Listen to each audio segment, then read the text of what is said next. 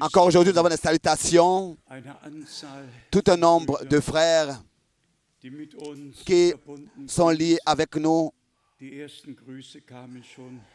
La première salutation venait de la Nouvelle-Zélande. Très tôt le matin, ils ont écouté et très clair et très compréhensible. Ils ont pu suivre tout et voir tout. Nous avons aussi des salutations de l'Afrique encore et de Palermo, de l'Italie. Le frère Etienne a appelé, le frère Pino, le frère Graf, tous les frères saluent. Et avant toute chose, notre frère Rousse, de lui je voudrais vraiment, sincèrement et fraternellement remettre la salutation. Dans cette lettre circulaire que nous venons d'éditer, nous avons une photo que nous avons faite rapidement. Le frère Schmidt et le frère Rousse et le frère Frank. Je connais le frère Rousse depuis 57 ans et le frère Schmidt depuis 50 ans. Et nous avons réellement ensemble servi le Seigneur. Il n'y a pas eu un désaccord ou une désunion dans le déroulement de toutes ces années. Et comme le Seigneur m'a ordonné à l'époque, établis-moi, le frère Rousse comme ancien. Vous connaissez tous le témoignage. Et nous sommes reconnaissants de ce que le Seigneur, de manière si merveilleuse, a conduit toutes choses. Et nous lui faisons confiance de ce que jamais il sera confus. Non, Dieu lui prendra soin. Nous qui allons vers les 80, vers l'âge de 80 ans, et les choses ne sont plus pour nous comme nous l'aurions bien voulu, comme c'était autrefois, mais le Seigneur nous secourt et nous aide et nous accorde sa force. Et pour lui, toutes choses sont possibles et nous lui mettrons en lui notre confiance jusqu'à la fin. Vraiment, j'espère que vous vous sentez à la maison. Et si parfois nous apportons une correction, et particulièrement aussi à nos sœurs, aux mères, qu'elles puissent, dans les pièces des mères, qu'elles puissent garder leurs enfants, leurs bébés dans le calme, qu'elles soient attentives à cela pour que aussi on puisse comprendre que ici ce centre n'est pas un terrain de jeu et pendant les réunions les salles des mères ne sont pas non plus des terrains de jeu, mais que tous puissent dans le recueillement. Et nous pensons aussi à ce que frère Frank, à ce que frère Branham a dit, seulement l'amour parfait entrera là-bas. Nous devons réellement et nous pouvons d'abord, nous devons revenir, nous avons la grâce de revenir au premier amour. Le premier amour, c'est l'amour envers Dieu. Et notre amour envers Dieu, avant que notre amour envers Dieu existe, je sais que nous l'avons reconnu, c'est son amour, lui, son amour divin qui a été manifesté à notre égard. Car c'est ainsi que c'est écrit, Dieu a tant aimé le monde qu'il a donné son Fils unique pour que quiconque croit en lui ne périsse pas, mais ait la vie éternelle. Dieu est amour et il a ainsi révéler son amour envers nous. Encore rapidement, hier et encore cette mention du 2 avril 62, je n'ai pas un désir direct de toujours de nouveau mentionner ce jour, mais réel est que Dieu fait des choses bien précises et que Il nous utilise en tant qu'individu et ensuite en tant que toute l'Église, en nous intrusant, en nous incluant dans ce qu'il a promis. Et si, par exemple, comme dans les temps de Moïse, alors que la promesse que Dieu avait donnée à Abraham trouvait son accomplissement, Dieu s'est rappelé et Dieu a pensé à son alliance. Et il devait trouver quelqu'un et appeler cette personne et l'envoyer. Et l'envoyer pour ainsi accomplir la promesse, appeler le peuple à sortir. Et c'est ainsi qu'il a trouvé Moïse. Il a mandaté. Ce n'était pas la décision de Moïse, c'était la décision de Dieu. Et quand nous considérons les Écritures, il y a toujours eu, en ce qui concerne particulièrement le peuple d'Israël et l'Église, et en ce qui concerne le dessein du salut de Dieu, il y a toujours eu de nouveau des appels et des envois, des mandats, mais qui étaient liés, qui étaient directement liés au dessein du salut de notre Dieu et qui se tiennent encore aujourd'hui liés à l'histoire du salut. Mais ensuite, en dehors de cela, il y a aussi les ministères dans les assemblées. De manière locale, Dieu a établi dans l'Église des apôtres, des prophètes, des pasteurs, des docteurs et des évangélistes. Ensuite, il est écrit que l'Église avait des anciens et qu'elle avait des diacres. Ça, c'est ensuite les assemblées locales et l'ordre dans une assemblée locale. Et ça, déjà, nous avons remarqué hier, c'est pas seulement un petit problème, c'est un grand problème. Et avec des interprétations qui sont apportées de son propre chef, on tord le sens des Écritures. Vous l'avez remarqué hier, c'est un grand problème. Et là, je voudrais lire la parole que Pierre a écrite au nom du Seigneur, et cela qui est valable dans toute l'éternité. 2 Pierre, chapitre 1, cela commence déjà avec le verset 16 et est écrit dans le contexte du retour de Jésus-Christ. Et ici, nous avons très particulièrement à faire attention. Tous ceux qui parlent du retour du Seigneur Jésus-Christ et prêchent là-dessus doivent faire attention qu'ils ne soient pas en train de raconter des fables et apporter quelque chose de propre, mais en parlant du retour du Seigneur Jésus-Christ, ils doivent prêcher la parole dans sa forme originale et que tout le reste, nous devons le laisser entre les mains de Dieu. Ici, nous avons au verset 16 de 2 Pierre, chapitre 1, au verset 16, « Ce n'est pas en effet en suivant des fables habilement conçues que nous vous avons fait connaître la puissance et l'avènement de notre Seigneur Jésus-Christ. Mais c'est comme ayant vu sa majesté de nos propres yeux. »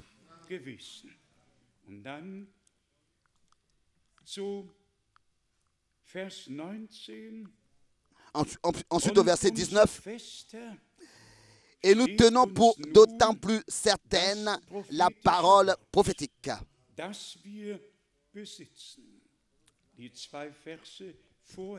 Que nous possédons. Les 2 versets auparavant parlent de cette expérience authentique et merveilleuse et puissante sur la montagne de transfiguration, le verset 17 et 18. L'expérience sur la montagne de transfiguration était l'une des plus puissantes et plus grandes et plus majestueuses. Et ensuite, il revient de l'expérience et revient et cite tout de suite la parole. Après l'expérience, il ne s'arrête pas à l'expérience, il cite la parole. Et il dit, et nous tenons pour d'autant plus certaine la parole prophétique. Oh, toute expérience surnaturelle doit être ordonnée dans la Bible, dans la parole. Toute expérience surnaturelle doit être apportée en accord avec la parole des prophètes et des apôtres. Ensuite, suit le verset 20. Sachez tout d'abord vous-même. Chaque frère doit le savoir. Ça doit être clair pour chacun. Ça n'a pas d'importance quand et où. Sachez tout d'abord vous-même qu'aucune prophétie de l'Écriture ne peut être un objet d'interprétation particulière. Ésaïe 42 ne peut pas être interprété de manière particulière. Ésaïe 49 ne peut pas être interprété de manière particulière. Aucune prophétie de l'Écriture ne permet d'être l'objet d'interprétation particulière. Et combien de fois, en cet endroit, nous avons eu à le dire, et nous le dirons encore, jusqu'à dans toute l'éternité, que la parole l'épouse parole, n'acceptera aucune interprétation particulière. Elle ne peut pas le faire. Tel que lors d'une fécondation, après la fécondation, la matrice, l'utérus se ferme. L'utérus se ferme. C'est fini. C'était comme ça avec Marie. Et nous l'avons encore une fois ici dans cette nouvelle lettre circulaire. Nous l'avons exprimé de manière très claire. Tel que Marie ne connaissait aucun homme. C'est la même chose avec les vierges. Elles ne mélangent rien. Elles ne connaissent aucun homme. Et son ministère est ce qu'il interprète et ce qu'il apporte. Elles ne l'acceptent pas. Elles sont vierges. Elles sont paroles. Elles sont épouses paroles et elles font qu'accepter la semence primitive et originale, incorruptible de Dieu. Et comme c'est écrit dans Romains, le chapitre 8, que par la transformation, nous allons expérimenter la rédemption de notre corps. Et comme c'est écrit dans 1 Jean, le chapitre 3, à partir du verset 1, nous lui serons semblables, car nous le verrons tel qu'il est. Et nous lui serons semblables, parce qu'il est devenu semblable à nous. Le frère Schmitt a lu l'une des paroles les plus merveilleuses qui est liée aux promesses et à la foi. Celui qui croit Dieu, celui qui croit ce que Dieu a promis, expérimentera l'accomplissement de ce que Dieu a promis. Je ne sais pas si tous nous avons été attentifs et nous avons lu de Romains le chapitre 4. Avez-vous tous lu, avez-vous été tous attentifs? Romains 8, verset Romains 4, pardon, verset 18. Romains 4. Abraham a cru espérant contre toute espérance. Contre toute espérance. Donc tout ce qui est contre ce qu'on espère, il a cru au-delà de ça. Abraham, lui, il a cru là où il n'y avait rien à espérer. Rien à espérer. Il avait plus de 100 ans. Le temps était arrivé où on ne pouvait plus avoir d'enfants. Là où il y avait, tout était contre toute l'espérance.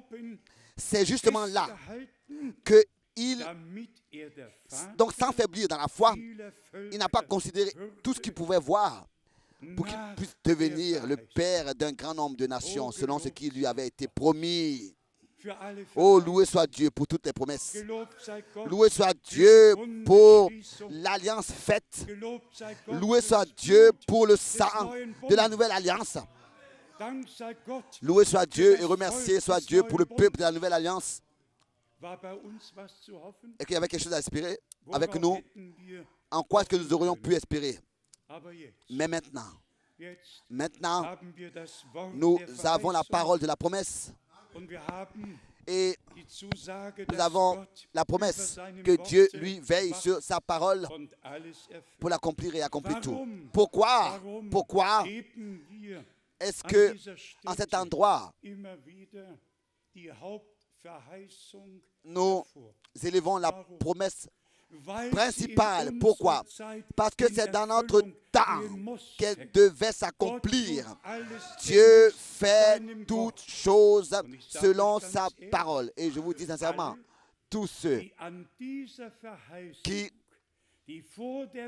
croient à cette promesse, qui avant le retour du Seigneur Jésus-Christ s'est accompli, avant le jour terrible et redoutable de l'Éternel, avant que les jugements de Dieu frapperont la terre et que les œuvres des hommes se dissoudront. Comme c'est écrit dans 2 Pierre chapitre 3 verset 10, Dieu voulait à la fin du temps de la grâce envoyer un prophète comme Élie. Ce n'était pas la décision d'Élie, c'était la décision de Dieu. Et je vous le dis, celui qui ne respecte pas, ne peut pas respecter la décision de Dieu. Avec lui, Dieu ne peut même pas parler. Qu'est-ce que Dieu devrait encore lui dire? Si tu ne crois pas ce qu'il a promis, qu'est-ce que Dieu peut encore te dire? Mais quand Dieu a dit, voici, je vous envoie le prophète Élie, alors on doit sonder les Écritures. Qu'est-ce que Élie a fait autrefois? En quoi est-ce que Dieu pouvait l'utiliser dans son époque? Il a rassemblé le peuple de Dieu sur la montagne de Carmel et il a demandé, jusqu'à quand est-ce que vous voulez encore chanceler des deux côtés? Si le Seigneur, l'Éternel est Dieu, prenez votre décision pour lui, mettez-vous de son côté. C'était l'heure de la décision, on ne pouvait pas rester neutre, c'était l'heure de la décision, par être en train de suivre Baal et en même temps prétendre être du côté de l'Éternel. Non, nous devions sortir et nous mettre entièrement du côté de l'Éternel. Et c'est comme ça que, sous l'ordre de l'Éternel, il a pris les 12 pierres selon les 12 tribus d'Israël et il a rebâti en tant que première chose l'autel et il a apporté le sacrifice. Et ensuite, il s'est adressé dans la prière au Dieu du ciel. Que aujourd'hui cela soit manifesté, que tu es le vrai Dieu en Israël et que je suis ton serviteur et que c'est selon ta parole et sous ton ordre que j'ai fait toutes ces choses ici. Et c'est là que Dieu a exaucé sa prière et a répondu. De la même manière, c'était aussi avec le ministère de Jean-Baptiste qui avait été envoyé et promis pour la première venue du Christ. Il a apparu dans l'esprit et dans la puissance d'Élie pour apporter le message, pour préparer au Seigneur le chemin, son chemin. Et texte est écrit, Luc chapitre 1, au verset 16 et 17, pour qu'un peuple qui lui soit, pour qu'un peuple soit bien disposé pour l'Éternel. Bien les frères et sœurs, par ce message de la fin des temps, il faut qu'un peuple soit bien disposé pour le retour du Seigneur Jésus-Christ et toutes les pierres et les obstacles soient ôtés de son chemin. Tous les obstacles et tout ce qui empêche. C'est ainsi que nous reconnaissons la promesse pour notre temps. Pour moi, c'est la plus grande et plus merveilleuse promesse que Dieu nous a faite. Imaginez-vous, le Seigneur aurait pu nous laisser aller dans nos propres chemins jusqu'à son retour. Et tous auraient été déçus de se tenir devant des portes fermées. Non, Dieu lui sait ce qu'il fait. Et il fait toutes choses selon son conseil et son dessein et volonté. Et s'il donne des promesses, alors j'ai une demande, que nous puissions les lire. 2 Corinthiens, le premier chapitre, verset 20. Car pour toutes les promesses de Dieu, c'est en lui qui est le oui et le amen. Par nous, pour la gloire de Dieu, pour toutes les promesses de Dieu, c'est en lui qui a le en Jésus-Christ, qui a le oui, qui est le oui et qui est le amen. Ensuite, nous pensons en Galates chapitre 4, verset 28. Nous écoutons ces promesses, pas pour la première fois. Et là, Paul écrit, vous mes bien-aimés frères, soyez comme Isaac, enfants de la promesse. Enfants de la promesse, croient la parole de la promesse et reçoivent l'esprit de la promesse et seront conduits dans toute la vérité. Et c'est ainsi que nous voyons la différence entre ceux qui croient Dieu et entre ceux qui ne croient pas Dieu. C'est ainsi que j'ai écrit que en ce jour sera manifesté celui qui sert Dieu et celui qui ne sert pas Dieu. Donc une alliance a eu lieu. Toutes les promesses qui appartiennent à cela, Dieu, dans sa parole, par sa grâce, nous les a révélées. Mais nous devons recevoir de tout notre cœur que tout l'appel à sortir et la préparation est jusqu'à l'achèvement peut seulement avoir lieu avec ceux qui ont reconnu que Dieu, dans notre temps, a accompli cette promesse et confirmé cette promesse d'une manière surnaturelle. Et ainsi, il nous a donné la possibilité de croire. Je vous le dis encore maintenant, en ce qui concerne le monde religieux, particulièrement dans les mouvements pentecôtistes, dans les églises pentecôtistes, je vais vous dire ce qu'ils disent. Tous savent ce qui s'est passé aussi dans le passé. Et ensuite, on dit simplement, oui, avant Frère Branham, il y avait déjà d'autres qui avaient aussi prétendu, être le Élie. Les noms sont connus. John Daly et d'autres qui réellement avaient prétendu pour eux et d'eux et donc être l'accomplissement de cette promesse du prophète Élie. Mr. Dowie était le prochain. Ils ont à Sion, à Illinois, une ville aux États-Unis. Ils ont construit une ville. La ville aujourd'hui s'appelle Sion. Ils ont construit une ville, un Sion. Et ils se sont présentés en tant que ces hommes-là, qui sont l'accomplissement. Qu'est-ce que cela a à voir avec ce que Dieu dans notre temps a fait? Mais le monde religieux dit, mais regardez, cela a déjà existé, cela a déjà existé, cela a déjà existé. Pour moi, ça m'est égal de tout ce qui s'est passé et a existé déjà, et tout ce qui a été prétendu. Pour moi, c'est de reconnaître ce que Dieu lui-même a fait dans notre temps. Et aucun homme, et rien de ce qui s'est passé va nous retenir et nous distraire d'accepter et reconnaître ce que Dieu a fait dans notre temps. Soyons sincères. Tous ont construit leur propre royaume dans le royaume de Dieu. Frère Branham, lui, n'a pas dans une certaine ville fondé ne serait-ce qu'une seule assemblée locale. Et il a dit que de ce réveil, il n'y aura pas une nouvelle dénomination qui apparaîtra, mais l'Église épouse sera cristallisée, sera appelée à sortir et préparée pour le jour glorieux du retour de notre Seigneur Jésus-Christ. Et maintenant, je le dis encore, alors que le 2 avril 1962, et aussi entre beaucoup d'autres choses, vraiment à haute voix et claire, audible, mon serviteur ne fonde aucune assemblée locale. Chaque prédicateur pentecôtiste, tous auraient pu venir et dire, mais frère Franck, un moment, s'il te plaît. Mais les assemblées locales sont bibliques. Il y a eu des assemblées locales à Éphèse, à Corinthe, à Galate. Et si tu étais vraiment un apôtre, tu aurais fait comme Paul, tu aurais partout établi des anciens.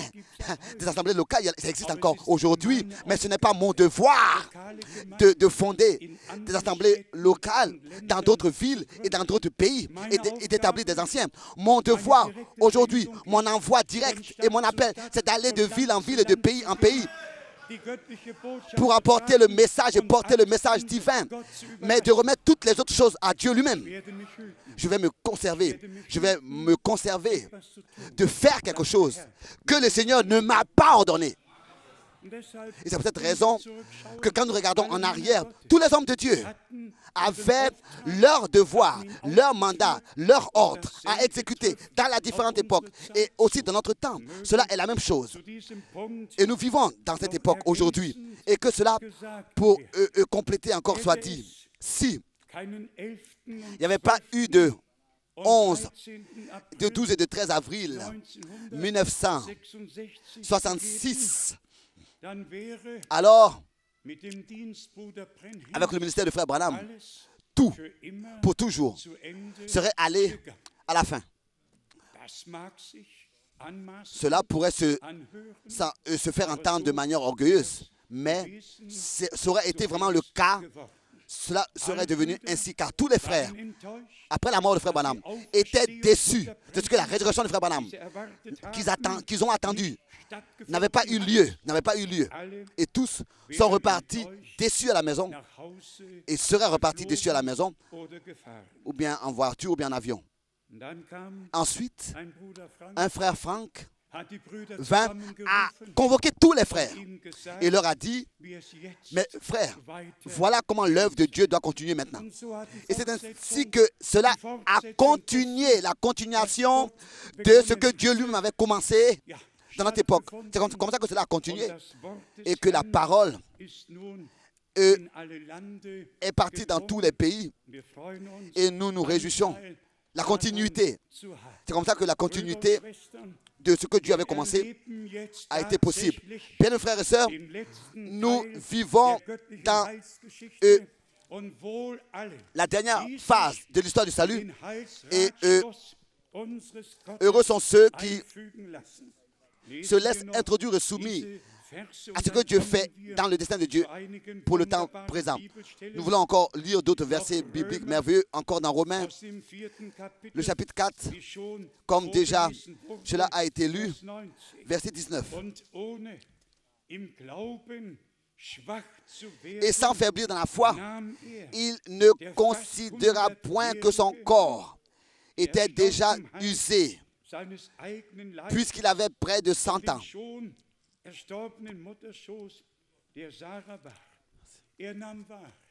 C'est vrai que vous pouvez lire, Abraham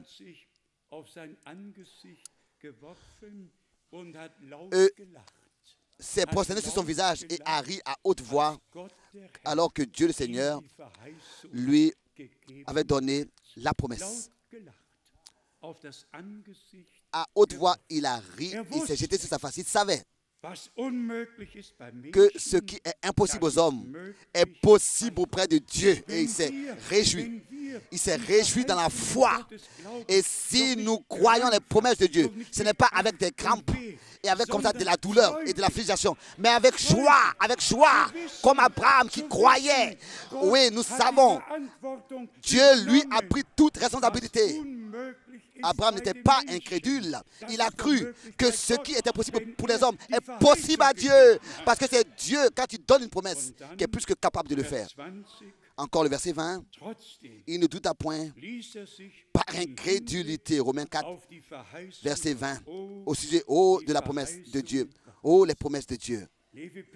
Lévi Pétrus à Stockholm a fait ce long cantique. Les promesses de Dieu demeurent éternellement. Elles ne s'ébranlent pas, car c'est de son sang que Jésus a scellé ce qu'il a promis dans la parole, dans sa parole. C'est ainsi que c'est écrit. Dieu a juré par lui-même. Et nous lisons tous ces versets qui parlent de l'alliance. C'est merveilleux.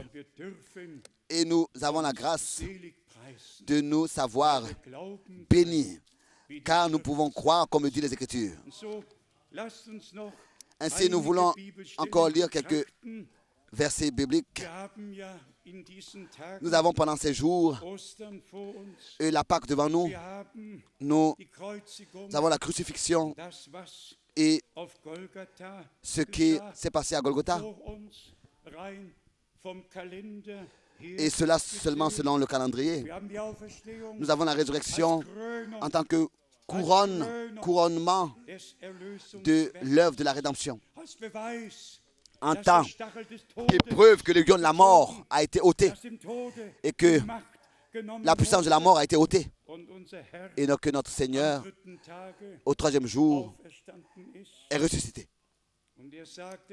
Il pouvait dire, qu'est-ce que vous cherchez le vivant parmi les morts?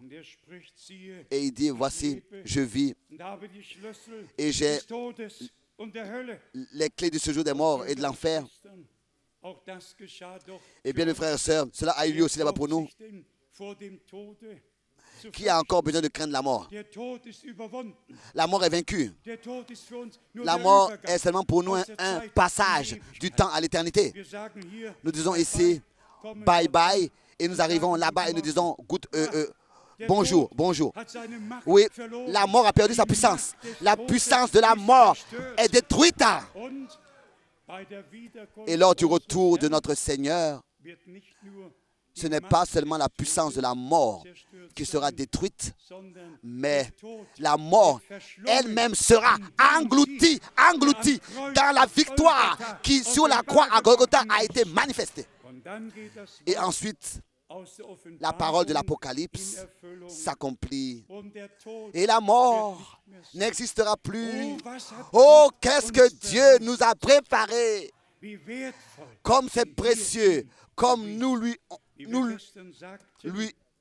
étions précieux. Comme nous l'avons lu hier,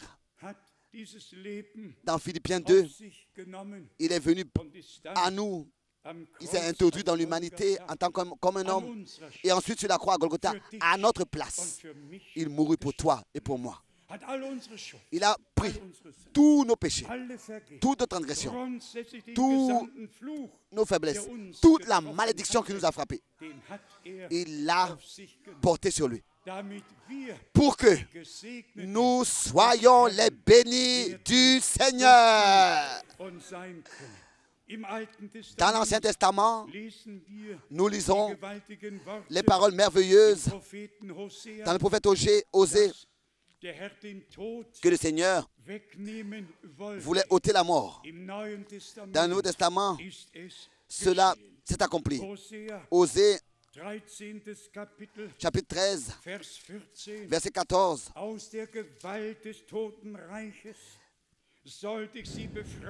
Je les rachèterai, je les délivrerai de la puissance du séjour des morts. Je les rachèterai de la puissance du séjour des morts. Je les délivrerai de la mort. Ô mort, où est ta paix, séjour des morts? Où est ta destruction? Mais le repentir se dérobe à mes regards. Verset 14. Osée chapitre 13. Bien, frères et sœurs, ici dans Osée, c'est écrit en tant que promesse, en tant qu'annonce à l'avance. Ensuite, nous regardons en arrière. Et nous regardons comment est-ce que la parole accomplissement, comment est-ce que la parole a trouvé son accomplissement. C'est la parole d'Osée. Disons cela dans Osée 14. Osée 14. Ensuite, Osée 14, versets 2 et 3.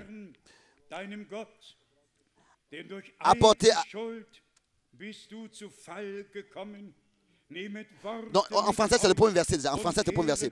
14, verset 1. Osée 14, verset 1. Israël, revient à l'Éternel ton Dieu, car tu es tombé par ton iniquité. Apportez avec vous des paroles et revenez à l'Éternel. Dites-lui, pardonne toutes les iniquités et reçois-nous favorablement. Nous t'offrirons au lieu de taureau l'hommage de nos lèvres. Donc, revenez au Seigneur. Revenez avec des paroles et revenez à l'Éternel. Car c'est par nos propres fautes et transgressions que nous sommes tombés, que nous avons été séparés de Dieu. C'est à cause de notre faute que nous avons été séparés de Dieu. Et ainsi nous voyons que il est venu pour prendre nos fautes sur lui. Bien, mes frères et sœurs, ça c'est un message, ça c'est une bonne nouvelle, un message de joie. Et c'est ainsi que nous sommes reconnaissants à Dieu de tout notre cœur. Dans le prophète Ésaïe, au chapitre 52 et 53 et 54, nous avons les promesses merveilleuses en ce qui concerne le dessein du salut de notre Dieu, la rédemption. Ésaïe, chapitre 52. Ici, nous lisons au verset 7. Ésaïe 52, verset 7. Qu'ils sont beaux sur les montagnes les pieds de celui qui apporte de bonnes nouvelles, qui publie la paix de celui qui apporte de bonnes nouvelles, qui publie le salut. Ensuite, nous continuons encore au chapitre 53. Le chapitre 53, dans le prophète Ésaïe, c'est la chose la plus merveilleuse en relation avec la rédemption qui a eu lieu avec nous et pour nous. Et il est écrit au commencement, au verset 1, Ésaïe 53, verset 1, qui a cru à ce qui nous était annoncé? Qui a cru à notre prédication et qui a connu le bras de l'Éternel? Répétons encore une fois, celui qui croit à la vraie prédication, c'est à lui que le bras de l'Éternel sera révélé. Il peut expérimenter son salut, sa conversion, sa transformation, sa délivrance. Il peut expérimenter sa guérison. Il peut expérimenter le bras de l'Éternel. Car la foi nous lie avec Dieu. La foi nous conduit dans ce que Dieu a préparé pour nous. Ensuite, nous lisons au verset 5 et 6, Ésaïe 53, versets 5 et 6. Mais il était blessé pour nos péchés, brisé pour nos iniquités. Le châtiment qui nous donne la paix est tombé sur lui. Et c'est par ses meurtrissures que nous sommes guéris. Dites Amen. Amen. Amen. Aussi certain qu'il fut frappé et meurtri, c'est aussi certain qu'il a versé son sang, le sang de la nouvelle alliance. Et aussi certain nous avons la paix avec Dieu. Lisons encore une fois. Cela s'adresse encore à nous ici. Verset 6. Nous étions tous errants comme des brebis. Chacun suivait sa propre voie. Et l'Éternel a fait retomber sur lui l'iniquité de nous tous. Est-ce que cela n'est pas notre état? Tous, nous marchons dans nos propres voies, dans toutes les langues, les peuples et les nations. Chacun suivait sa propre voie, dans toutes les dénominations, et les églises libres et les religions. Chacun suivait sa propre foi. Nous suivions tous nos propres voies. Et ensuite vint le jour que le Seigneur a fait, le jour du salut, le jour de la grâce, quand nous fûmes appelés pour marcher sur le chemin étroit. Nous marchons tous sur nos propres voies, mais aujourd'hui, ce n'est plus le cas. Nous avons aujourd'hui le but devant les yeux et nous marchons sur le chemin étroit qui mène à la vie.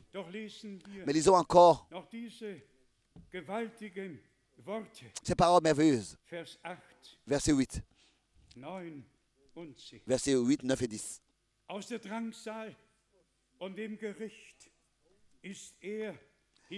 Il a été enlevé par l'angoisse et le châtiment. Et parmi ceux de sa génération, qui a cru qu'il était retranché de la terre des vivants? Qui le croit aujourd'hui? Est-ce que c'est la prédication aujourd'hui? La prédication aujourd'hui est une folie pour les gens, si ce n'est qu'ils sont déterminés à la vie éternelle. Et ensuite, c'est ainsi que la parole de la croix devient pour une puissance de Dieu. Et nous lisons encore. Il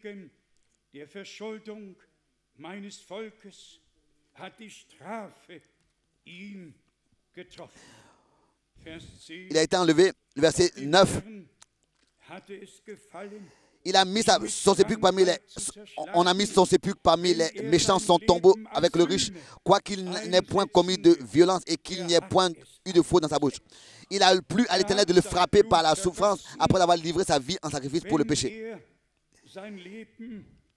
Il a versé son sang et il verra une postérité et prolongera ses jours. Et l'œuvre de l'Éternel prospérera entre ses mains.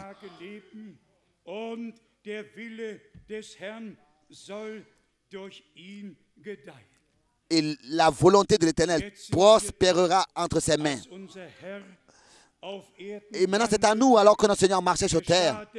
La volonté de Dieu a eu lieu dans sa vie, dans son ministère, dans ses souffrances, dans sa mort, dans sa résurrection. C'était la volonté de Dieu qui avait eu lieu et qui avait eu lieu et qui avait eu lieu. Aujourd'hui c'est à nous. Aujourd'hui c'est à nous. Il faut que la volonté de l'Éternel prospère par l'Église. Et ensuite, il est écrit ici au verset 10, au verset 11. À cause du travail de son âme, il rassasiera ses regards. Par sa connaissance, mon serviteur juste justifiera beaucoup d'hommes. Et il se chargera de leurs iniquités. En nous avons la justification. On a seulement besoin de lire les épîtres aux Hébreux, aux Romains. Romains 3, Romains 4, Romains 5, Romains 6, Romains 7. Oh, d'une manière merveilleuse. La rédemption nous est éclaircie dans tous ces angles. Ce qui est important, c'est que nous puissions tous, personnellement, l'expérimenter. Encore le verset 12 d'Ésaïe 53 et ensuite les autres versets bibliques.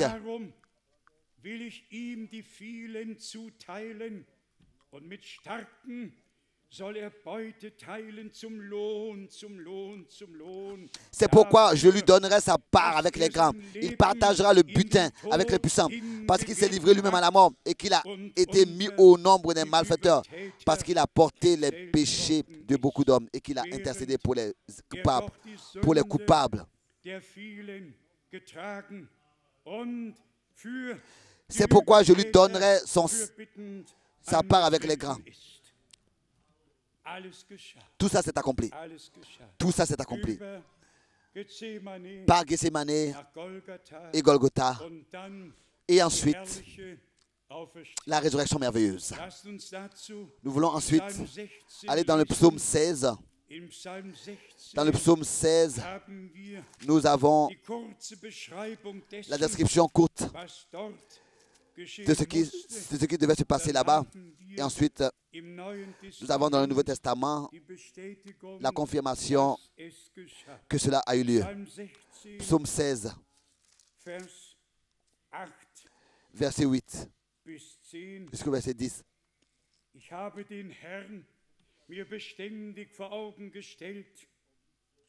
J'ai constamment l'Éternel sous mes yeux.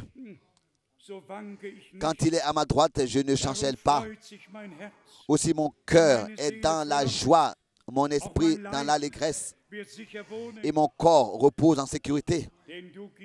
Car tu ne livreras pas mon âme au séjour des morts. Tu ne permettras pas que ton bien-aimé voie la corruption.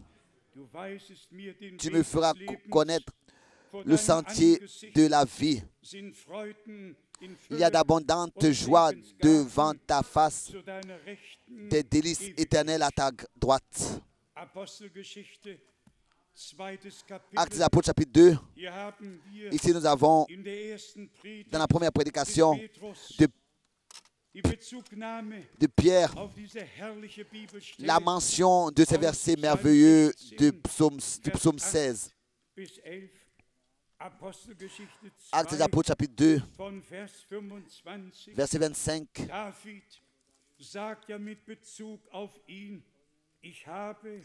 Car David dit de lui, je voyais constamment le Seigneur devant moi, parce qu'il est à ma droite, afin que je ne sois point ébranlé. Aussi mon cœur est dans la joie et ma langue dans l'allégresse.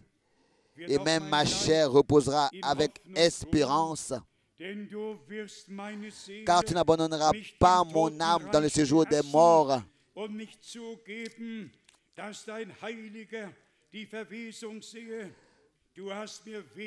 Et tu ne permettras pas que ton sein voie la corruption. Tu m'as fait connaître les sentiers de la vie. Tu me rempliras de joie par ta présence.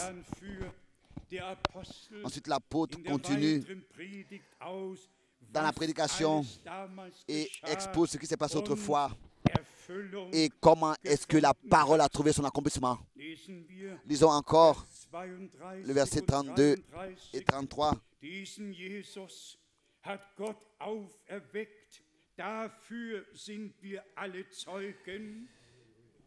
C'est ce Jésus que Dieu a ressuscité. Nous en sommes tous témoins. Élevé par la droite de Dieu, il a reçu du Père le Saint-Esprit qui avait été promis et il l'a répandu comme vous le voyez et l'entendez. Ici, nous avons le plein mystère parfait de Dieu en Christ révélé. Dans l'Ancien Testament, particulièrement dans le prophète Joël, il est écrit que Dieu répandra son esprit sur toute chair. Et dans le Nouveau Testament, nous lisons Matthieu 3, que le Saint-Esprit dans toute sa plénitude a été déversé sur Christ, dans Christ. Et dans Colossiens, nous lisons, quand lui habitait toute la divinité, toute la plénitude de la divinité, corporellement. Et dans la première prédication de Jean-Baptiste, nous avons entendu, je vous baptise d'esprit et je vous baptise d'eau pour la repentance. Mais celui qui vient après moi vous baptisera d'esprit et de feu. C'est en Jésus-Christ que Dieu a accompli toute la rédemption et tout ce qui était lié à cela. Et nous l'a accordé par sa grâce. On doit seulement le voir et dans la foi l'expérimenter et remercier Dieu pour cela. Dans l'Apocalypse chapitre 20, nous avons ensuite le laps du temps et il nous est dit ce qui se passera et quand est-ce que cela se passera dans Apocalypse chapitre 20 et ici particulièrement au verset 5 et 6. Les autres morts ne revinrent point à la vie jusqu'à ce que les 1000 ans soient accomplis. C'est la première résurrection. Heureux, donc bénis et saints, ceux qui ont part à la première résurrection. La seconde mort n'a point de pouvoir sur eux, mais ils seront sacrificateurs de Dieu et de Christ. Et ils régneront avec lui pendant 1000 ans. Nous ne voulons pas venir à parler de ce verset dans son détail. Avec l'enlèvement, le troupeau des vainqueurs sera transformé et ils rencontreront le Seigneur dans les airs et après la grande tribulation. Tous les martyrs s'ajouteront. Et c'est ainsi que, avec nous, ils seront dans le millénium. Et c'est ainsi que la première résurrection, avec cela, trouve sa conclusion. Et la deuxième résurrection aura lieu après les 1000 ans. Comme cela peut être lu ici. D'Apocalypse 20 au verset 11 jusqu'à la fin, nous pouvons le lire. Seulement les deux derniers versets du chapitre 20 d'Apocalypse. Puis la mort et le séjour des morts furent jetés dans l'étang de feu. C'est la seconde mort, l'étang de feu.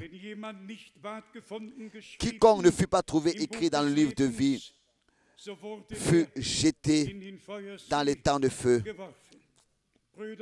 Bien-aimés frères et sœurs, croyez de tout votre cœur. Si Dieu vous a conduit si loin à reconnaître et croire la parole de l'heure et les promesses de Dieu pour notre temps, si vous avez accepté Jésus-Christ en tant que votre sauveur personnel, selon la parole de l'Écriture, tous ceux qui l'ont reçu, il leur donna le droit de devenir enfants de Dieu. S'il vous plaît, acceptez cela pour vous, dans la foi. Cela vous appartient. Dieu a fait l'alliance avec nous. Et nous pouvons réellement lire tous ces versets merveilleux. Je vais en lire quelques-uns de l'Épître aux Hébreux, où l'alliance et la foi et les promesses sont mentionnées en insistant. S'il vous plaît, acceptez cela. C'est l'offre de Dieu, gratuite à votre égard. C'est le cadeau de Dieu, le don de Dieu qui veut nous accorder à tous. Hébreux, chapitre 4, nous lisons au deuxième verset. Hébreux, chapitre 4, verset 2. Car cette bonne nouvelle nous a été annoncée aussi bien qu'à eux. Mais la parole qui leur fut annoncée ne leur servit de rien, parce qu'elle ne trouva pas de la foi chez ceux qui l'entendirent. Est-ce que vous remarquez de quoi il s'agit? Si la parole est prêchée, si le message divin est prêché, s'il vous plaît, croyez. Ne manquez pas la liaison à ce moment-là. Ce n'est pas le temps de réflexion alors. C'est le temps de la foi, de croire quand Dieu parle avec nous. Nous avons assez réfléchi et eu de la réflexion. Mais au moment où Dieu parle avec nous et nous révèle ses promesses et sa parole, alors la décision est arrivée. Nous devons prendre nos décisions et nous mettre du côté de Dieu et croire de tout notre cœur. C'est ainsi que la parole nous sera révélée, les promesses nous seront révélées et le bras de l'Éternel nous seront aussi révélés. Nous sera aussi révélé. C'était comme ça alors qu'à l'époque, j'avais entendu Frère Branham en août 55. Je savais que personne ne peut guérir et ouvrir les yeux d'aveugles nés si ce n'est que Dieu est avec lui, car c'est ainsi que c'est écrit dans Jean 8, dans Jean 3. Je savais. Du premier jour déjà, de la première prédication déjà, que ceci est un homme envoyé de Dieu. Je ne connaissais pas la promesse de Malachie et les promesses, mais je savais déjà à l'époque, en 55.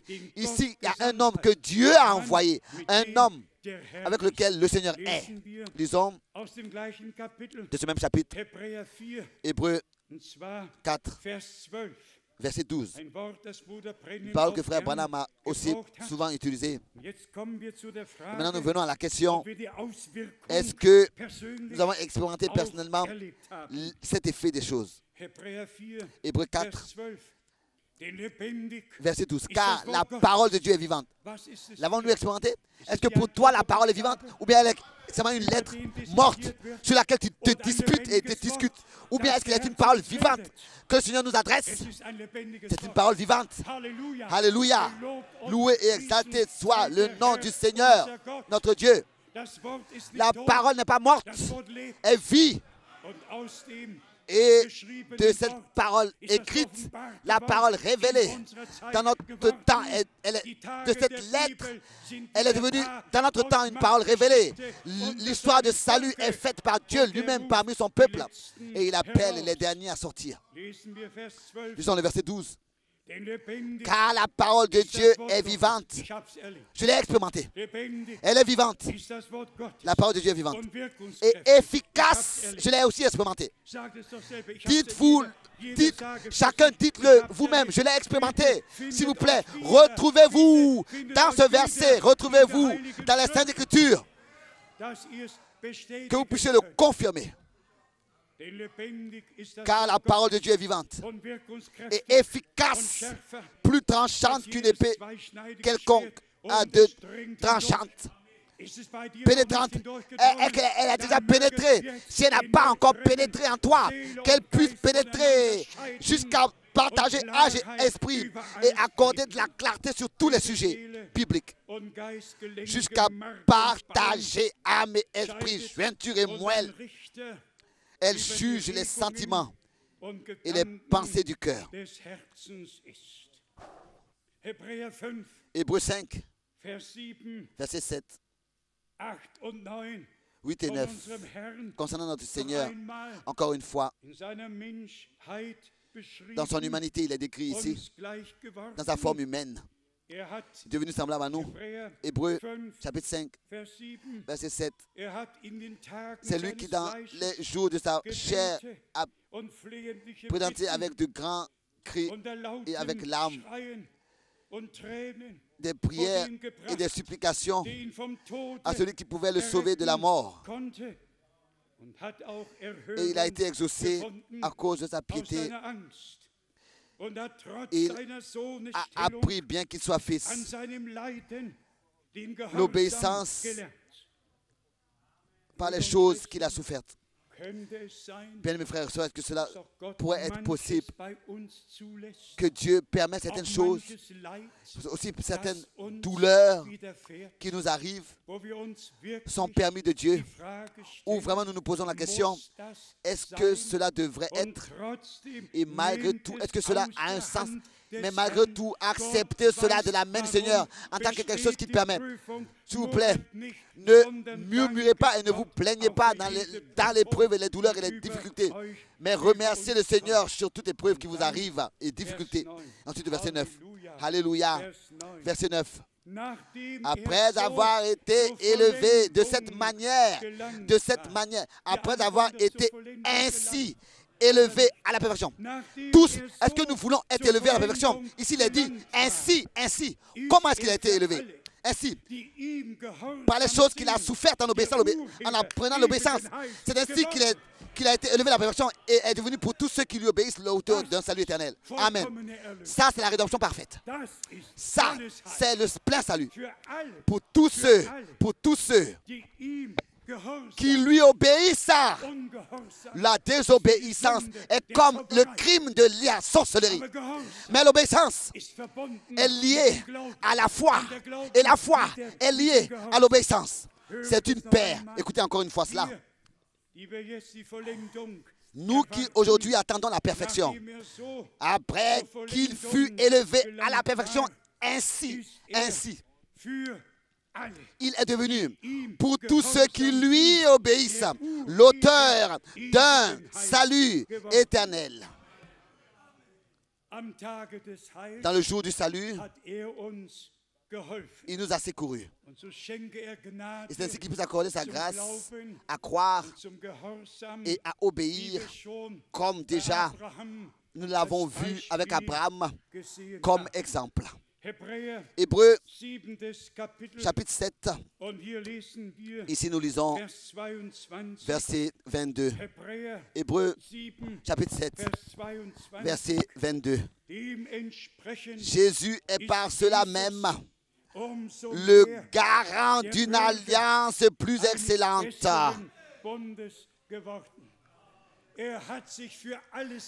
Il s'est porté garant pour tout ce qui appartient à la nouvelle alliance, comme chaque promesse, pour chaque promesse que Dieu a donnée. Il s'est porté garant. Il est le garant de la nouvelle alliance. Il n'a pas seulement dit ceci est le sang de la nouvelle alliance. Et nous pensons ici à l'Ancien Testament, à Exode 24, alors que Moïse avait pris le sang de l'aspersion. Il a aspergé le livre de l'Alliance. Il a aspergé avec le sang le peuple de l'Alliance. Tous étaient sous la réconciliation par le sang et étaient apportés en accord avec ce que Dieu avait ordonné dans sa parole. Et il a dit, quand je ferai le sang, je vous épargnerai.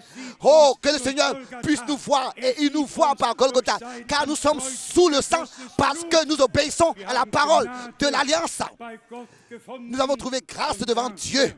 Et nous voulons pour cette raison particulièrement remercier le Seigneur et lui donner l'honneur. Hébreux, le chapitre 8, dans la lettre circulaire, dans les premières pages, dans la page de la couverture, nous avons apporté tous ces versets bibliques concernant l'alliance et concernant l'arc-en-ciel. Ici,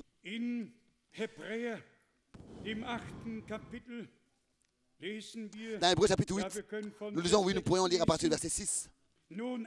Mais maintenant, il a obtenu un ministère d'autant plus supérieur qu'il est le médiateur d'une alliance plus excellente qui a été établie sur de meilleures promesses.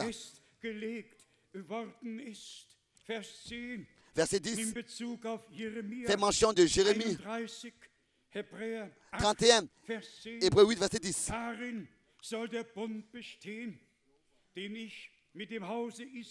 Mais voici l'alliance que je ferai avec la maison d'Israël. Après ces jours-là, dit le Seigneur, je mettrai mes lois dans leur esprit. Je les écrirai dans leur cœur et je serai leur Dieu et ils seront mon peuple. Plus écrit sur des tables de pierre, mais des tableaux de pierre, mais dans le cœur. Hébreux 12, verset 22. Hébreux 12, verset 22.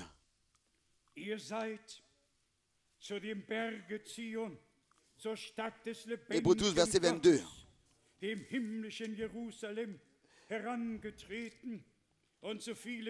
Mais vous vous êtes approchés de la montagne de Sion, de la cité de Dieu vivant, la Jérusalem céleste, des myriades qui forment le cœur des anges, de l'assemblée des premiers-nés inscrits dans les cieux, du juste qui est le Dieu de tous, des esprits des justes parvenus à la perfection.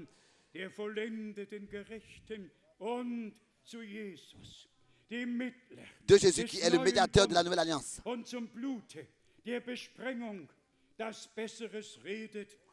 Et du sang de l'aspersion qui parle mieux que celui d'Abel. Il est écrit directement, gardez-vous de refuser d'entendre celui qui parle. Dieu, lui, de son côté, il a pris soin de tout accomplir. Mais vous, maintenant, gardez-vous de refuser d'entendre celui qui parle. Celui qui parle, Dieu des cieux. Gardez-vous de refuser l'œuvre accomplie de la rédemption, de refuser la vie éternelle, de refuser le cadeau de Dieu, de refuser ce que Dieu vous offre et a accompli pour vous. Gardez-vous de le faire. Aujourd'hui, le Seigneur parle avec nous. Et nous acceptons tout et nous recevons tout ce qu'il a à nous dire. Encore les derniers versets d'Hébreux 13. Oh, quelle parole merveilleuse. Dites Amen à la parole de Dieu.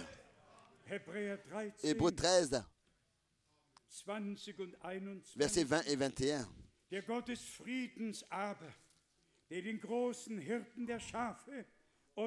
Que le Dieu de paix qui a ramené d'entre les morts le grand berger des brebis par le sang de l'alliance éternelle, notre Seigneur Jésus, vous rende capable de toute bonne, alléluia, par le sang d'une alliance éternelle, par le sang d'une alliance éternelle, notre Seigneur Jésus, vous rende capable de toute bonne œuvre pour l'accomplissement de sa volonté. Qu'il fasse en vous ce qui lui est agréable par Jésus-Christ, auquel soit la gloire au siècle des siècles.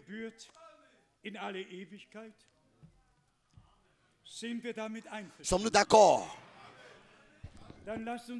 Alors nous voulons nous lever et ensemble lire ces deux versets avec un cœur sincère en demandant au Seigneur notre Dieu que cela s'accomplisse, dans notre vie par sa grâce. Hébreux 13, versets 20 et 21. Que le Dieu de paix qui a ramené d'entre les morts le grand berger des brebis, par le sang d'une alliance éternelle, notre Seigneur Jésus, par le sang d'une alliance éternelle. Ça, c'est la réalité divine. avec avec le Rédempteur. Maintenant, c'est à nous. Maintenant, ce qui est adressé à nous suit. Ça concernait le Rédempteur. C'était le verset 20. Et je répète encore, gardez-vous de refuser d'entendre celui qui parle. Dieu des cieux. Aujourd'hui aussi, par ces paroles-là, c'est lui qui parle avec nous. Dieu des cieux. Que ce soit à haute voix ou pas. S'il vous plaît, dites, ayez un amen à chaque pensée qui est exprimée dans la Bible. Qu'il vous rende capable de toute bonne œuvre pour l'accomplissement de sa volonté. Qu'il puisse vous rendre capable, vous accorder sa grâce. Êtes-vous d'accord? Rendre capable. Que ce soit lui qui vous rende capable. Et je vous le dis, il nous rendra capable. Il nous rendra capable d'accomplir sa volonté. Et je vais vous dire aussi pourquoi. Parce que lui-même, il va faire en nous ce qu'il a promis.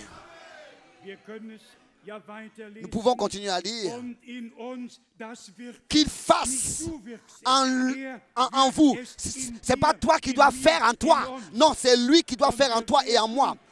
Et c'est ainsi que nous allons expérimenter l'efficacité et la puissance de sa parole et sa puissance de résurrection. Maintenant, écoutez. Fasse en vous ce qui lui est agréable. Ce qui lui est agréable. Oh, le bon plaisir de Dieu se reposera sur l'Église de Jésus-Christ. Telle qu'elle se reposait sur le Fils de Dieu, elle sera aussi sur tous les fils et les filles de Dieu. Il n'y aura rien de reprochable et de condamnable qui sera sur eux. Et cela par Jésus-Christ, auquel soit la gloire au siècle des siècles. Amen. Bien-aimés frères et sœurs, une nouvelle alliance, un nouveau cœur, un nouveau esprit, une nouvelle vie, jusqu'à même Apocalypse 21, verset 1. Et je vis un nouveau ciel et une nouvelle terre. Et le Seigneur a dit, voici, je rends toutes choses nouvelles. Je fais une nouvelle alliance avec vous. Je mets mes paroles en vous. Je vous donne la force de la mettre en pratique pour que ma volonté par vous en tant qu'Église, que mon corps soit faite. Nous ne sommes pas un club de religieux. Nous sommes le corps du Seigneur Jésus-Christ. Et c'est par un seul esprit que nous sommes baptisés et abreuvés dans un même corps. Et le Seigneur est le chef de l'Église. Et tous nous croyons les promesses qu'il nous a accordées par sa grâce. Et encore une fois, la demande, ne refusez pas. Gardez-vous de refuser d'écouter celui qui parle avec nous des cieux et qui a promis, je vous envoie le prophète Élie, avant que le jour terrible et redoutable de l'Éternel ne vienne. Ne rejetez pas. Ne refusez pas d'écouter celui qui, comme il a été dit dans Marc 9, verset 12, Élie viendra et rétablira toutes choses. Ne refusez pas d'écouter celui qui a dit dans Matthieu que Élie viendra et rétablira toutes choses. Ne refusez pas d'écouter Actes de l'Apôtre chapitre 3, que Jésus reste au ciel jusqu'au temps du rétablissement de tout ce que Dieu, par la bouche de ses prophètes, a annoncé à l'avance. Ne refusez pas d'écouter toutes ces paroles. En donnant des promesses qui sont apportées au peuple maintenant. Ne le refusez pas. Mais aujourd'hui, si vous entendez sa voix, n'endurcissez pas vos cœurs. Aujourd'hui, il frappe à la porte. Soyez croyants entièrement, pas comme les gens le font. Oh oui, ça je le crois, ça je ne le crois pas. Ça je le crois, ça je ne le crois pas. Non. Il y en a tous qui cherchent, ils sont en train de trier dans la Bible ce qui croit et ce qui ne croit pas. L'Église de Jésus-Christ croit toute la parole. L'Église de Jésus-Christ croit les promesses. L'Église de Jésus-Christ est le peuple de la nouvelle alliance. Et c'est ainsi que nous pouvons nous savoir bénis et joyeux. Nous ne jugeons aucun prédicateur, aucune communauté, aucune assemblée. Nous ne condamnons aucun homme, mais nous avons reconnu que Dieu, dans notre temps, a fait de grandes choses. Amis, bien-aimés frères et sœurs, disons-le tel que c'est. Qui, dans le temps de la Réformation, aurait pu croire le Seigneur, qui dans les différents réveils qui ont suivi ont cru au Seigneur, pas toute la foule. C'était seulement les individus, ici et là, que Dieu avait appelé à sortir. Qui dans le mouvement pentecôtiste, dans le réveil pentecôtiste, a pu croire le Seigneur. Ils ont été décrits en tant que secte par toutes les églises, rejetés et mis de côté. Mais vous voyez, Dieu ne s'est pas arrêté au réveil pentecôtiste. Il a continué. Ensuite, mais l'année de mai 46 a suivi, alors que frère Branham a été appelé. Et l'ange éternel lui a dit, tu prieras devant des princes et des rois. Le seul homme qui a prié pour le roi, pour prier pour le roi George VI, pour prier pour le roi George VI en Angleterre. Dieu a accompli toutes ces choses et Dieu a pu l'utiliser pour apporter ce réveil de guérison et de salut. Et nous remercions Dieu pour le message qu'il nous a envoyé. Et c'est de ça qu'il s'agissait. Il ne s'agissait pas seulement de miracles et de prodiges. Il ne s'agissait pas seulement de confirmation extérieure d'un soi-disant ministère. Il s'agissait que la parole de Dieu, elle, soit confirmée dans les croyants, dans les élus que nous puissions croire. Combien ont encore des esprits charismatiques, vont de pays en pays et de ville en ville et partout. Et c'est la musique et c'est de l'enthousiasme qui est fait. Et ils disent que le Seigneur est présent. Le Seigneur est seulement là, présent, où lui-même, en accord avec sa parole, il parle. Et là où on peut croire, comme l'a dit les Écritures, pas comme cela est interprété. Et là où on peut l'expérimenter par sa puissance de résurrection. Tout est une réalité divine. Et c'est ainsi que le chemin dur par Gethsémane et Golgotha a eu lieu, et la résurrection et la montée au ciel. Tout cela a eu lieu, et tout cela est une réalité divine. Et tout cela a eu lieu pour nous. Tu ne resteras pas dans la tombe. Nous ne resterons pas non plus. Je ne resterai pas encore dans la tombe quand le Seigneur reviendra. Et la garantie que nous serons enlevés est en ce que déjà avant nous, lui, il est monté au ciel et il a dit, je viens vous prendre auprès de moi pour que vous soyez là où je suis. Est-ce que Dieu aurait pu faire encore plus que cela? Non. Dieu a déjà tout accompli par Jésus-Christ notre Seigneur. Soyez heureux, soyez reconnaissants en face de Dieu. Aujourd'hui, le jour d'aujourd'hui est un jour de message joyeux, message divin. Et nous le disons encore une fois, le Seigneur accomplit son œuvre avec son Église. Et qu'avec nous tous les frères et les sœurs dans le monde entier soient bénis et aient part à cela. Nous croyons le message divin, les promesses, mais nous ne croyons pas que Dieu, quelque part, aurait arrêté d'agir. Nous ne croyons pas qu'avec Frère Branham, tout a cessé. Non. C'est là que même ça a commencé. C'est après son départ que cela même a commencé. Frère Branham a visité seulement 12 pays de ces 7 voyages missionnaires qu'il a entrepris. Mais aujourd'hui, nous avons atteint tout le monde entier avec le message de l'heure. 140 pays. Que le nom du Seigneur soit loué. Notre Dieu est un Dieu merveilleux. Il y a toujours eu la continuité de l'œuvre de Dieu dans les différents âges. Bien, frères et sœurs, maintenant, nous vivons. Et la continuité de tout, nous avons la grâce de l'expérimenter. Que Dieu a promis dans son dessein du salut, avec nous et pour nous. Promis et encore une fois, conclu. Encore une parole adressée à ceux qui ne sont pas encore baptisés bibliquement. Aujourd'hui, c'est l'occasion qui est donnée. Et là, s'accomplit aussi cette parole aujourd'hui. Si vous entendez sa voix, aujourd'hui, toujours aujourd'hui. Jamais le Seigneur a dit demain. Toujours aujourd'hui. Aujourd'hui, cette maison a reçu le salut de Dieu. Aujourd'hui, cette écriture est accomplie devant vos yeux.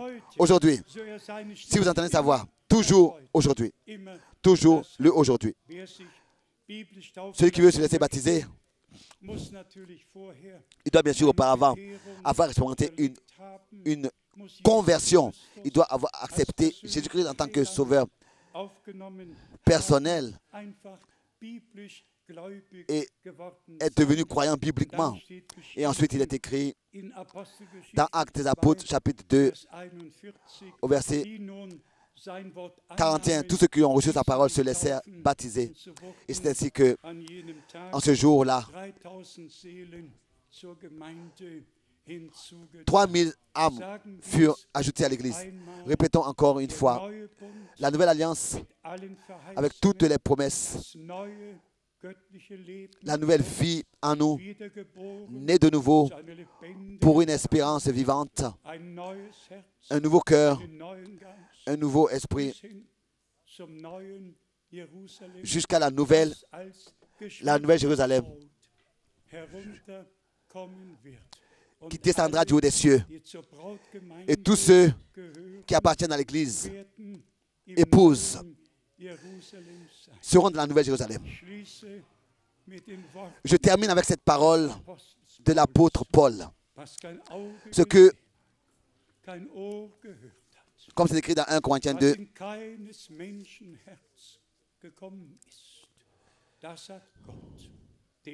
ce sont des choses que Dieu a préparées pour ceux qui l'aiment.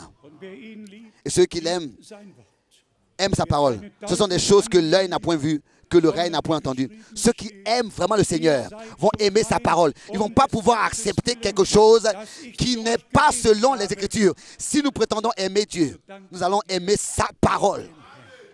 C'est ainsi que nous voulons le faire ensemble.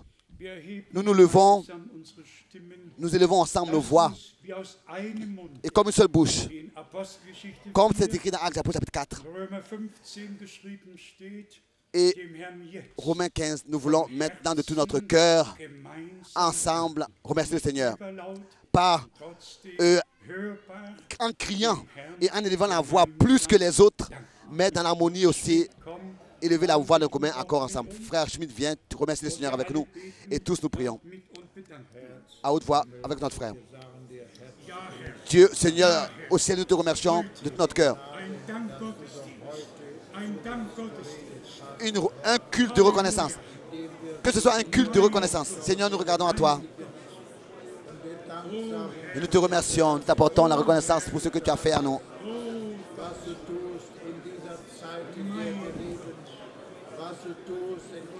Nous te remercions en chacun individuellement. Nous te remercions de ce que tu as parlé avec nous aujourd'hui. Aujourd'hui, si vous entendez sa voix, Seigneur, que nous ne puissions pas endurcir nos cœurs. Seigneur Jésus, bénis de la plénitude de ta grâce. Que nous puissions te louer et t'exalter. Que ce ne soit pas seulement que nous disions nous avons une prédication ou bien entendu la parole, mais Seigneur, mais c'est toi qui as parlé avec nous, Seigneur Jésus. C'est toi qui nous as révélé ces choses. Loué et exalté soit ton Saint-Nom. Demeure avec nous jusqu'à ton retour. Fais-nous grâce. Amen. Nous chantons Alléluia. Alléluia. Oh, que ce jour soit un jour de louange, un culte de louange et de reconnaissance pour ce qu'il a fait pour nous. Car il nous a conservé une compréhension claire et sobre dans sa parole, dans son amour, dans sa grâce, dans son alliance, dans ses promesses. Loué et exalté soit son merveilleux nom. Nous voulons lire ensemble le psaume 103, ou bien le dire par cœur. Mon âme loue l'Éternel. Disons-le tous à haute voix. Mon âme loue l'Éternel. Et que tous ce qui est à moi loue son Saint-Nom, qui m'a pardonné tous mes péchés, et loue l'Éternel mon âme. Alléluia. Alléluia. Loué et exalté. Alléluia. À toi l'agneau de Dieu. Ta mort a servi à quelque chose. Nous sommes le salaire de tes souffrances. Rends-nous dignes de chanter le nouveau cantique dans ta gloire. Nous, en tant que peuple de la Nouvelle Alliance, nous allons chanter le nouveau cantique. Nous allons entonner avec tous les anciens. Seigneur, revendique tous ceux qui dans ce temps écoutent ta parole, écoutent ton message, écoutent tes promesses, les paroles de ton alliance, qu'elles puissent leur être révélées par ton esprit. Alléluia. Et que tous ensemble, et nous tous, nous puissions être trouvés dans ta volonté parfaite et ton chemin avec nous tous. C'est notre prière. Et encore une chose, encore une fois, nous te disons merci de ce que toi-même, tu es venu à nous. Tu nous as rachetés toi-même. Et c'est ainsi que nous regarderons à celui dont les mains a été percé comme les Juifs. Regarderons à celui qu'ils ont percé comme c'est écrit dans Zacharie et se lamenteront et reconnaîtront. Mais c'était notre Seigneur et Dieu. Ô bien-aimé Seigneur, le temps arrive où aussi les Juifs, le voile leur sera ôté de leurs yeux et où ils te reconnaîtront. Oh, nous te remercions de ce que ton salut, ton dessein de salut avec ton Église et avec le peuple d'Israël et avec les nations, dans notre temps, arrive à sa fin. Nous te remercions pour les 3 versets dans ta parole. Luc 24, Marc 13, Matthieu 24 et Luc 21. Et Marc 13, quand vous verrez que tout cela est accompli, alors vous savez que le temps est proche. Et nous te remercions pour Jean 16, versets 2 et 3, où tu as fait cette expression. Voici, je vous ai dit tout ça à l'avance. Tu as annoncé tout cela à l'avance. Tu as prédit tout cela à l'avance. Et si cela est exprimé dans des paraboles, nous vivons dans le temps où tu nous as ouvert l'intelligence pour les Écritures, où nous ne nous interprétons pas les paraboles, mais nous recevons la signification révélée. Et tu nous as donné de savoir les mystères du royaume de Dieu par cela, en ouvrant notre intelligence et notre compréhension pour les Écritures. Et pour cela, nous te disons de tout notre cœur, merci. Dans le Saint-Nom de Jésus-Christ. Amen.